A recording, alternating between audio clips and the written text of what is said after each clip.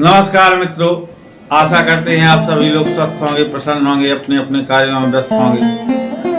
मित्रों, जैसा कि पिछले भाग में मैंने आपको बतलाया था, इंदल पहुंचता है अपने मामा के यहाँ और जब मकरंद सिंह बताते हैं कि हम समय से भाई को भेज चुके हैं, तब दोनों अचंभित रह जाते हैं और वहां से चल देते हैं उदल से मिलने के लिए मकरंद सिंह, क्योंकि वो जानते थे कि अगर एक बार उदल को गुस्सा आ गया तो उसे संभालना कठिन हो जाएगा। इंदल भी साथ में आता है।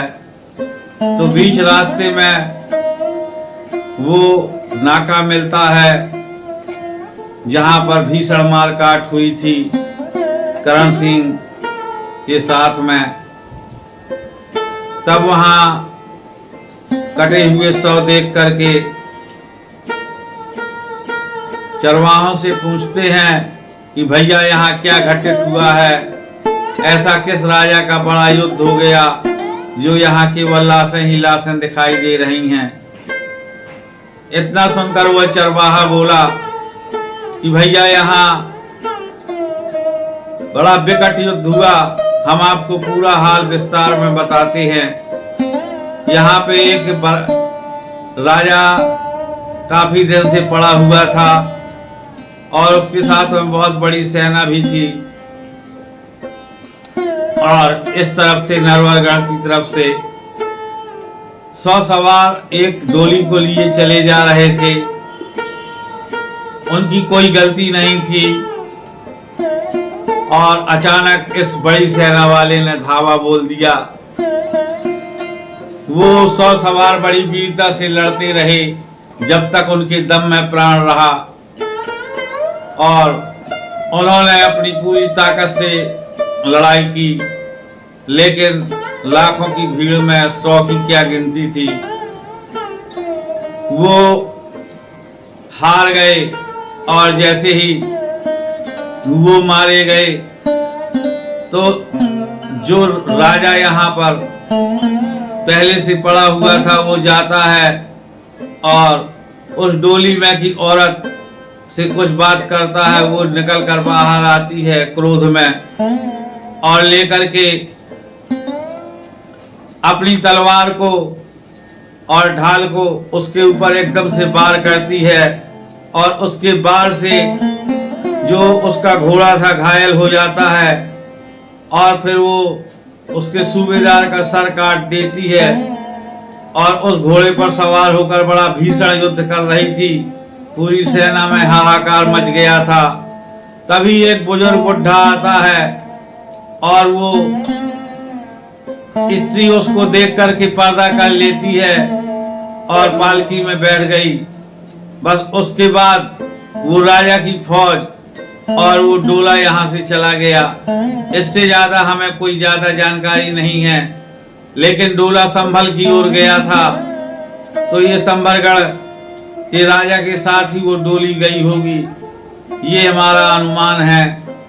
इतनी बातें सुनते हैं तब इंदल और मकरंद वहां पर जाकर उदल से राम जोहार करते हैं और उन्हें सारा वृत्तांत कह सुनाते हैं। इतना सुनकर उदल क्रोध से भभक उठता है और कहता है मैं संभल को पनिया ढार कर दूंगा, बर्बाद कर दूंगा, नेस्त नाबूद कर दूंगा। और इंदल भी कहता है कि चाचा मैं इंदल उस दुर्ग को जो है तहस नहस कर दूंगा। मकरंद कहता है अगर मैं नरपत सिंह का बेटा हूं तो संभलगढ़ को खोद के तालाब बनवा दूंगा, फिर चाहे जितनी तलवारें हों उनके घर में सबका पानी देख लूंगा। और इतने में ही आ जाते हैं आल्हा। तब आल्हा कहता है क्या हो गया है, क्यों तुम लोग लड़ रहे हो या किस गढ़ को जाकर के छाड़ छाड़ करने की बात कर रहे हो। उदल कहता है मकरंद की बाई नरवर से आ रही थी यहाँ और बीच रास्ते में संभर के राजकुमार ने उसका जो है अपहरण कर लिया, सारे सैनिकों को मार डाला। बेचारे नरवरगढ़ के बड़ी वीरता के साथ लड़े। तब आल्हा कहता है कि संभर की बहुत बड़ी फौज है, दूसरे वो पृथ्वीराज का पारिवारिक है, इसलिए अब ख्याल छोड़ दो उस औरत का, वहां से लौट कर आना असंभव है। और एक औरत के पीछे क्या सारी सेना मरवाओगे? आल्हा ऐसी बातें करते हैं कायरतापूर्ण कि क्रोध आ जाता है बगूदल को। वो कहता है, दादा अगर आपको अपनी फौज इतनी प्यारी है तो आप अपनी फौज न देना, लेकिन मैं उदल हूँ, अकेला ही गढ़ पर चढ़ जाऊंगा। देखता हूँ कितने बड़े योद्धा हैं ये, और धिक्कार है उस योद्धा को जिसकी पत्नी किसी दूसरे की कैद में हो और वो महलों में वास करे। धिक्कार है उसके छत्रत्व को जिसकी मर्यादा गलियों में नीलाम हो जाए। धिक्कार है ऐसे योद्धा होने के लिए जिसके सामने सामने उसका बैरी जीवित बैठा हो। अरे जिस फुलवा के लिए मैंने नरवरगढ़ में नाक छेदा डाली, जिस फुलवा के लिए मैंने जनाना रूप धारण किया, आज वो मुझसे ऐसे दूर नहीं जा सकती। और उदल की ऐसी बातें सुनकर आल्हा मन में भयभीत हो जाते हैं कि कहीं उदल वास्तव में जो है अकेला न चला जाए। तब वो उसको दूसरी बातों में लगाकर कहते हैं कि उदल, ये काम जल्दबाजी का नहीं है, पहले तुम जो है सभी राजाओं को संदेशा दो और अपने मित्र राजाओं की सहायता लो, और एक बहुत बड़ी सेना की वहां जरूरत पड़ेगी। ये बात उदल को अच्छी लगी और उसने आल्हा से कहा, ठीक है दादा, मैं ऐसा ही करता हूँ। तब आल्हा बोले, मकरंद तुम जाओ, अपनी फौज को मोरमगढ़ से सजा कर लाओ, फिर यहीं से वापस चलेंगे। तब इतना सुनकर मकरंद सिंह चला जाता है और उदल पत्र लिखने बैठ जाता है। सर्वप्रथम वो नारायण का स्मरण करता है, गणपत और गौरा माता का नाम लिखता है और सभी राजाओं से कुशल क्षेम बताते हुए लिखता है कि आज अबेरा हमारे ऊपर पड़ी है, आज मुसीबत में हूं मैं, और जो हमको मानते हैं चाहते हैं वो इस पत्र को पढ़ते ही अपने पूंछ का डंका बजवा दें, और जो आज हमारी विपत्ति में सहायक बनेगा मैं उसकी विपत्ति में आंख बंद करके सहयोग करूंगा और हमेशा ऋणी रहूंगा। ऐसे सारे पत्रों को लिख करके उसने लिफाफे में बंद कर अपने महोबा के डाकियों के द्वारा सारी जगहों पर भेज दिया, और डाकिया गए पत्र दे आए, और उस पत्र के साथ साथ ही कई राजा आ गए, सिया भांजा, जगनायक, लाखान, हेर सिंह, बीर सिंह, बिरिया वाले। इस तरीके से एक बहुत बड़ी सेना आकर के महोबा में टिक जाती है। गौना डाकू आता है कोढ़ा से, अपने 500 साथियों को साथ में लाता है। उदल यहाँ पर सबकी खातिरदारी बहुत अच्छे से करता है। ताला सैयद आते हैं, और जब सब सेनाएं एकत्रित हो चुकी हैं, आला कचहरी करते हैं। वहां पर कहते हैं कि हमारे सदा गुरु कहें, चाचा कहें, पिता कहें, हमारे सदैव निर्देशक चाचा सैयद ही रहे हैं, इसलिए आज भी हम चाचा का निर्देश मानेंगे और कहिए क्या करना चाहिए। तब उदल कहता है, अब बस सीधे आक्रमण होना चाहिए, सारी सेनाएं आ चुकी हैं। तब ताला सैयद कहता है, ऐसे नहीं, पहले हमें एक सलाह बनाना है, एक योजना बना करके ही काम करना है। लेकिन पहले हम लोग उस संभरगढ़ तक तो पहुंचे, फिर देखें क्या योजना काम कर सकती है। तब वो संभलगढ़ के लिए प्रस्थान कर देते हैं। बहुत बड़ा कटक है। तो जब वहां से 8 कोस की दूरी पर रह जाता है संभरगढ़, तब ताला सैयद कहते हैं यहीं पे लाल झंडी दिखा दो, सारी सेना को यहीं रुकवा दो। इस तरीके से सारी सेनाएं 8 कोस की दूरी पर रुक जाती हैं। पुनः कचहरी लगती है। तब ताला सैयद कहता है कि ऐसे किसी भी नगर पर आक्रमण करना उचित नहीं है, इसलिए हमें पहले यहाँ का भेद लेना चाहिए, और भेद लेने के लिए कौन कौन जाएगा वो मैं बाद में बताऊंगा। तब उदल कहता है नहीं, सीधे आक्रमण करें। तब चाचा सैयद कहते हैं नहीं उदल, बिना भेद के कोई भी काम नहीं हो पाता है, और फिर वहां तो तुम्हारी स्त्री स्वयं बंधक है। अगर हम सीधे आक्रमण कर देंगे तो फुलवा को अनेकों कष्ट सहना पड़ेंगे, फुलवा को तमाम कष्ट सहने पड़ेंगे। उसके बाद भी उसके जीवित रहने में भी संशय है, क्या पता दुश्मन क्रोध में भरकर उसको मार ही दे।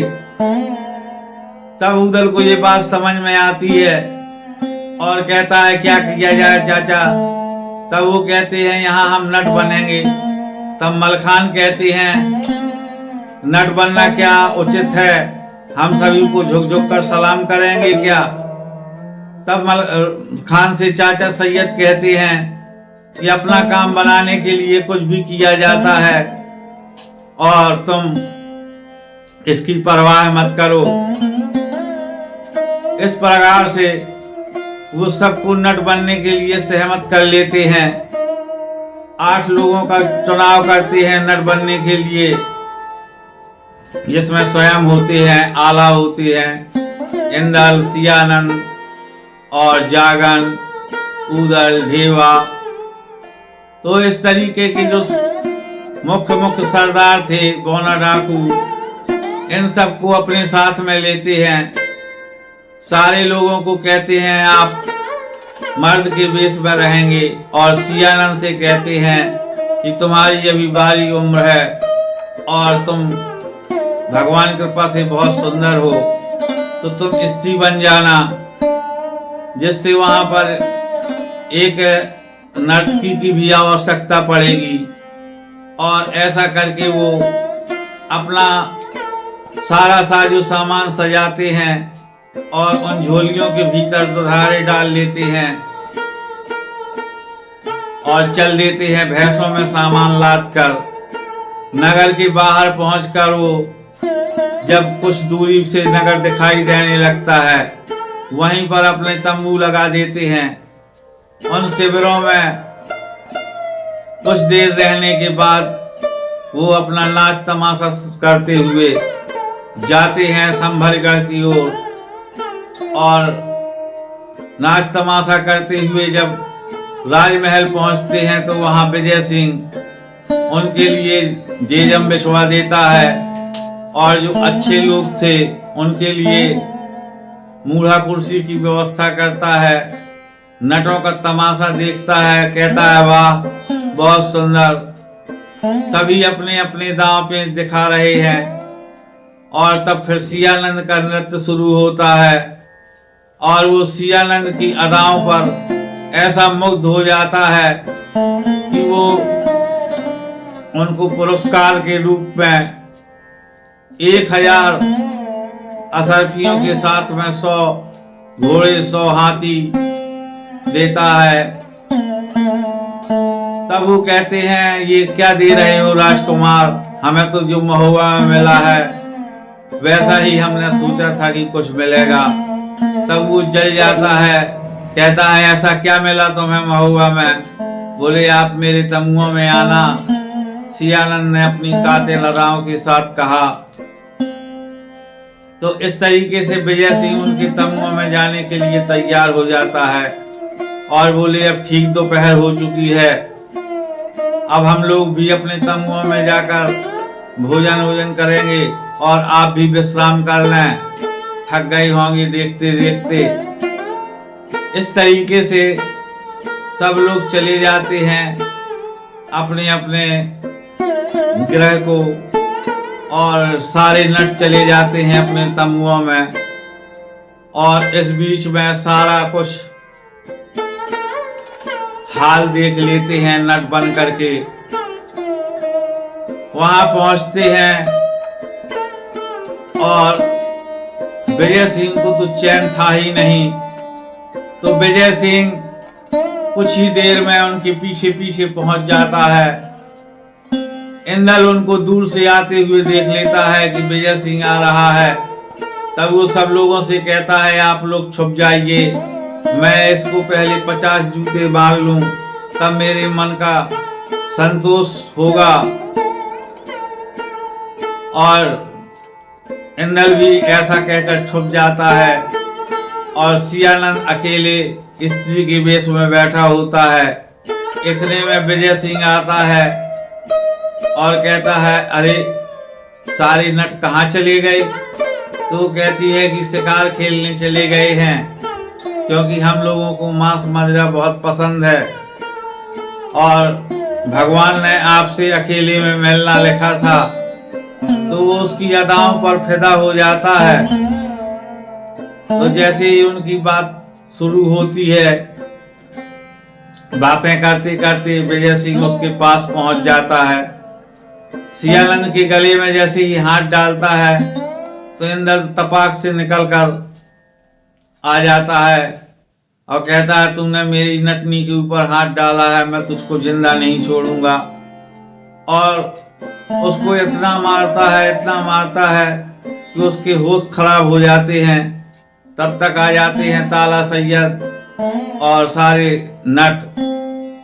कहते हैं क्या हुआ, क्यों मार रहे हो? अब ये तो हमारे महाराज हैं, संभर महाराज को तुमने कैसे हाथ लगाया? तब वो कहता है इसने मेरी नटनी पे हाथ क्यों लगाया? और इस तरीके से उसे संतुष्ट करते हैं कि महाराज ये शराबी है, इसकी बातों में ना पड़ें। और विजय सिंह के तो मन में जो है केवल काम मत छा रहा था। सियानंद जो नर्तकी बना हुआ था, तो वो कहता है मेरा तो कर्म ही फूट गया। महाराज की इतनी कृपा थी कि जो चलकर मेरे तंबुओं तक आए, और इस शराबी पति के कारण आज महाराज हमसे नाराज होके जा रहे हैं। तब विजय सिंह कहता है ऐसी कोई बात नहीं है, ये नशेखोर हैं, इनकी बातों का क्या बुरा मानना। और तब सियानंद मौका देखकर कहता है कि मैं रात में आज आपके यहाँ आऊंगी। इतनी बात का सुन करके विजय सिंह बहुत अधिक खुश हो जाता है। तब जो है वो अपने शिविर की ओर लौट जाता है और उसके जाते ही ये नट बने हुए बनाफर अपना तंबू उखाड़ते हैं और चले जाते हैं अपने मुख्य शिविर में, यानी अपनी सेना में। और वहां पहुंचकर ताला सैयद कहते हैं कि यहाँ से सीधे हमें सुरंग लगाना है और उस सुरंग के द्वारा ही हम लोग पहले फुलवा को छुड़ाएंगे, उसके बाद में आक्रमण करेंगे। तो मित्रों, कैसा लगा आपको ये भाग? जरूर बताइएगा अपने कमेंट्स के माध्यम से। और अगर चैनल पर नए हैं तो प्लीज़ सब्सक्राइब कीजिएगा, वीडियो को लाइक जरूर कर दीजिएगा। इससे थोड़ा सा प्रोत्साहित हो जाता है मन कि इतने लोगों को तो पसंद आया ही। आप सभी लोग यहाँ तक बने रहे, उसके लिए बहुत बहुत धन्यवाद। सभी को नमस्कार।